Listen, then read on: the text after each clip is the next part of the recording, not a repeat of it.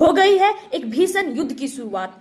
आखिरकार कंबोडिया और थाईलैंड के बीच शिव मंदिर बना विवाद का कारण। तो आइए जानते हैं क्यों बना एक शिव मंदिर कंबोडिया और थाईलैंड के बीच जंग की वजह। भारत से 5,000 किलोमीटर दूर दक्षिण पूर्व एशिया के दो पड़ोसी देशों थाईलैंड और कंबोडिया के बीच लंबे समय से चला आ रहा तनाव संघर्ष में बदल चुका है। गुरुवार सुबह से ही दोनों देशों की सैनिक सीमा पर भीषण गोलीबारी कर रहे हैं। इससे ठीक एक दिन पहले बॉर्डर पर एक लैंडमाइन धमाके से 5 थाई सैनिक घायल हो गए थे। इससे नाराज थाईलैंड ने कंबोडिया से अपने राजदूत बुला लिया था। कंबोडिया के राजदूत को देश से निष्कासित कर दिया गया। फिर अगले ही सुबह दोनों देशों की तरफ से एक दूसरे पर गोलीबारी शुरू कर दी गई थी।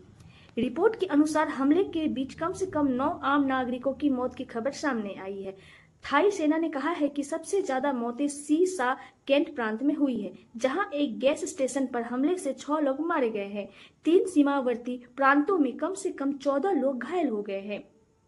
थाई सेना ने कहा है कि उसने गुरुवार को कंबोडिया में जमीनी सैन्य ठिकानों पर हवाई हमले किए, जबकि कंबोडियाई रक्षा मंत्रालय ने कहा है कि थाई जेट विमानों ने प्राचीन प्रिव विहार मंदिर के पास एक सड़क पर बम गिराए। थाई रक्षा मंत्रालय के प्रवक्ता सुरसंत कोंगरी ने कहा है कि सीमा पर कम से कम 6 क्षेत्रों पर झड़पें जारी हैं। पहली झड़प गुरुवार सुबह थाईलैंड के सुरीन प्रांत पर कंबोडिया के ओदार मिनीची प्रांत की सीमा पर प्राचीन तामुएन थाम मंदिर के पास एक इलाके में हुई है।